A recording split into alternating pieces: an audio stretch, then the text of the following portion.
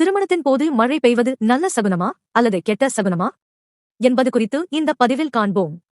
திருமணம் என்பது ஆயிரங்காலத்து பயிர் என்று அனைவரும் கூற கேட்டிருப்போம். அத்தகைய திருமணமானது அன்றைய காலத்தில் பிரம்ம முகூர்த்தமான காலை நேரத்தில் மட்டுமே நடத்தப்பட்டது.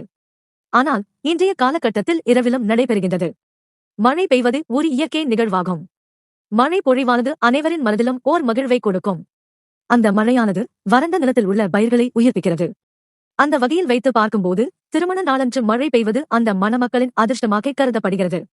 மழையானது ஆசீர்வாதம், தூய்மை, ஒற்றுமை மற்றும் வளமை ஆகியவற்றை குறிக்கிறது. எனவே நமது வாழ்க்கையின் முக்கிய நாட்களில் மழை பெய்வது நல்ல சகுனமாக கருதப்படுகிறது.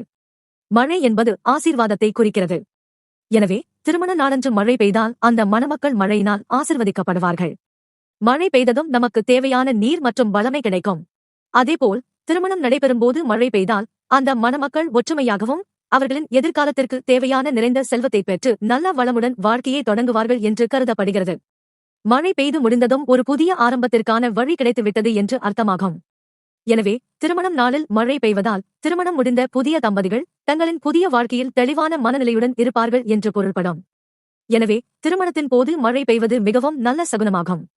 தம்பதிகளின் மென்மேலும் வளர்ச்சியையும் மகிழ்ச்சிக்கு குறைவில்லை என்பதையும் மழை பெய்வது குறிக்கிறது.